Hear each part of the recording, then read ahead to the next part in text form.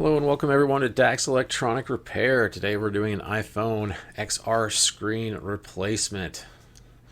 This was a couple years where Apple forgot that they were numbering their phones with numbers and they changed it to X's and it was chaos. Alright, bottom two pentalobe screws out. One and two. That is the main step on all the iPhones. That is connecting it to the frame. And then we get our razor blade in there. And we be careful because it is sharp and it will get you.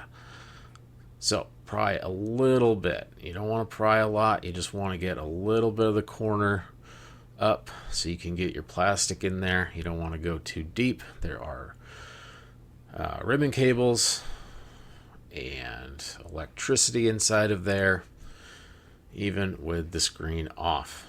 So remember to always open it this direction because the cables run that way. Perfect. Open we are now. So first thing we're going to do is get our camera zoomed in to show you what exactly we're doing. That's not a great... Come on camera guy, who is also me, but in the past. I gotta berate that guy. Alright, tri-tip. That's what we need for most of these screws to get the covers off of the components that we want to unhook. Those are the two first ones. Those are covering the display ribbon cables. Pop them both off. I like to get the battery done first, but the battery cover, as you will see in a few seconds, is below it. It's kind of hard to get to the top screw. 1, 2, and up top, that's where the battery connector is. So we do the display first. Alright, remember, we're organizing these. Put them exactly how they are. Put the little bracket next to it so you know exactly where the screw is going to where. That's the battery ribbon cable right there.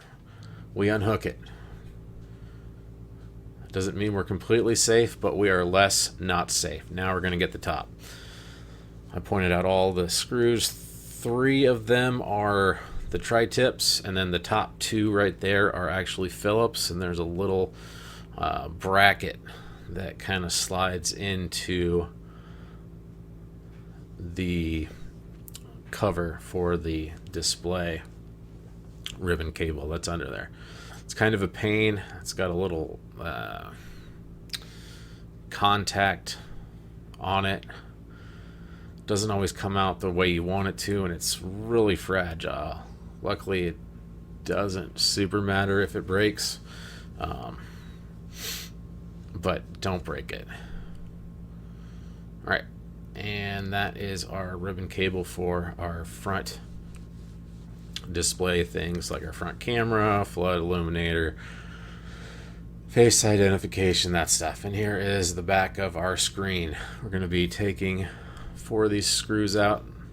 These 3 are Phillips, and that little one up top is a tri-tip.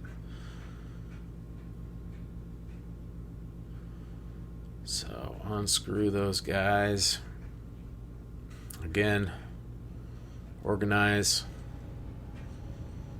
They're not always different sizes, but when they are, it goes badly when you don't do it right. Alright, little tiny tri-tip up top. Be careful with this guy, it's very small. Once you get all those out, you can actually fold the top backwards, like so. And then you go ahead and there's a little retainer thing that sits on a little bracket. You got to kind of pry it off of there. If you do it wrong, it will fly up and it will poke you in the eyeball, or you'll lose it. Either way, be careful. So the final thing we need to do is get some heat on this to loosen the adhesive that's holding those components down. We want, I use 100 degrees, which is the lowest on my heat rework station, and you just kind of blast it a little bit until it starts to come up. Doesn't take long. Kind of gently lift up. Remember, those are tiny little ribbon cables. If you pry on them or pull on them in the wrong way, they will break. And these are specific to the iPhone itself. So if you try and replace it with another one, you actually have to go to Apple to make it work properly because they have locked it down. There's a little lip there that I like to pry up on, but just the more heat you get, well, not the more heat, but you want a consistent heat. 100 degrees Celsius is plenty to get it loose without burning things up. All right, put that aside. You're done with that old screen. And there is your front-facing components. It's got the microphone and such in there as well.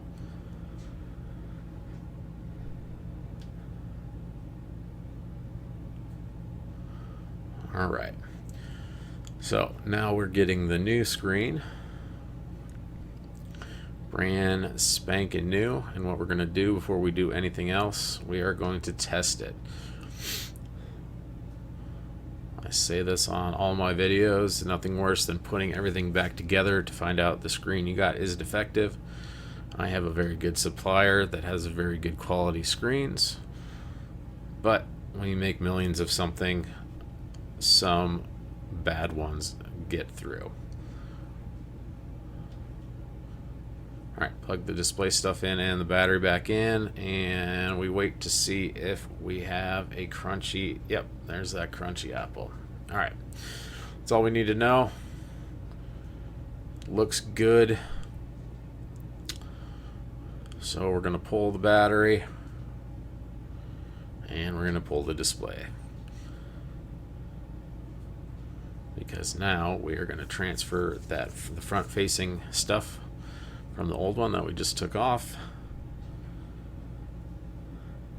onto the new screen. When you're doing this, each little component on that ribbon cable has a little place that it sinks down into.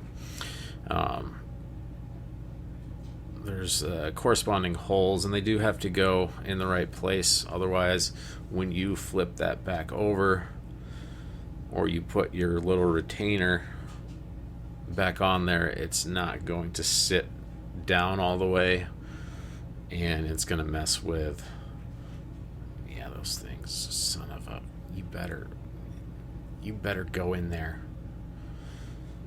It'll mess with the functionality. And that's not what we like. Alright, fold that puppy back over. As long as the screw holes are sitting exactly the same level as they were when we took it off the old screen, you have done that correctly. I like to start with the little tri-tip first because that bit is already on my screwdriver, so I don't have to change bits. Then we switch to our Phillips. I'm not sure what size Phillips, and I think it's a double or triple zero tri-tip. I can get you that information later. But basically, the small one. And that's professional advice from a guy. All right, all back together. Now we're going to go ahead and put it. Well, we're going to zoom back out hopefully here in a minute.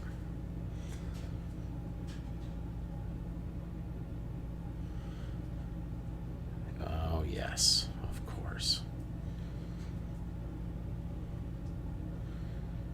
Got to get rid of that blue protective covering.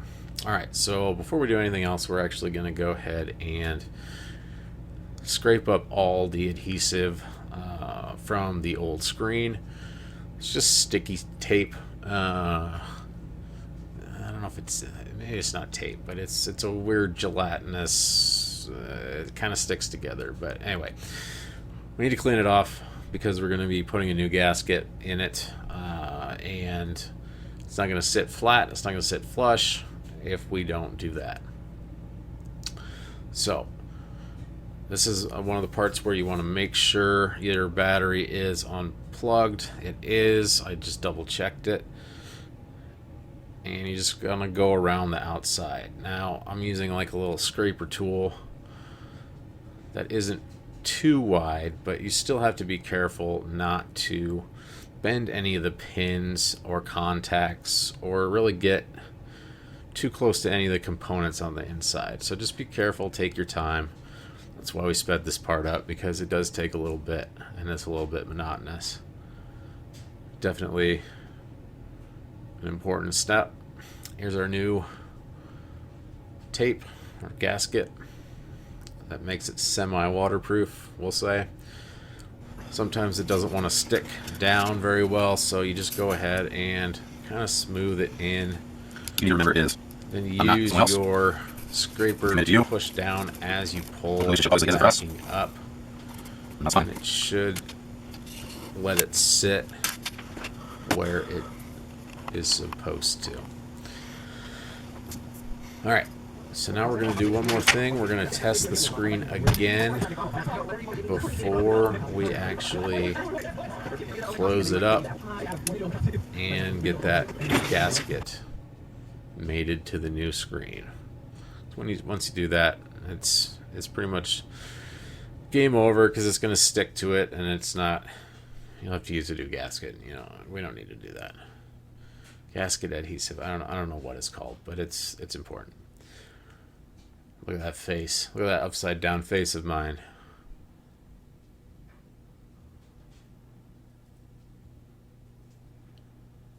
Perfect. At this point, you kind of want to go ahead and do a little bit of testing. Make sure touch functionality is working, that sort of thing. I did all that off camera because there's sensitive information of the clients that you don't need to see, like the home screen and things like that. None of your business. All right, so now we're going to put our stuff back together. We're starting up top with those Phillipses. Again, that's just because that's the bit I had loaded in from the screen, so it makes my life 1 second longer without having to change it. Changed it to the tri-tips. We're putting all of our screws back in. And down to the battery bracket. Got 3 on that. Like I said, ideally you want to do that last and plug the battery in last. This one's a little bit different because of how the cords sit. I mean, you can still get the battery bracket in there. It's just kind of a pain. You really don't want to bend these ribbon cables. All right, perfect. And as you can see, the phone is on because it turned itself on while I was doing that. Last thing we do is press it in from the top to the bottom. And for some reason I made it accidentally go into a language that I'm not familiar with. But that's okay.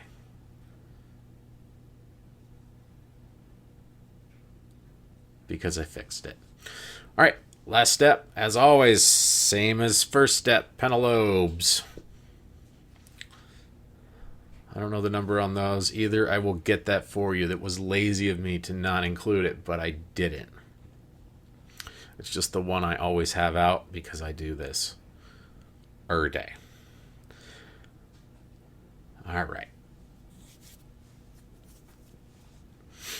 And then, as we know, hello, Apple. And that's thumbs up, double thumbs up. Thank you for watching. Like, subscribe, and comment. Peace.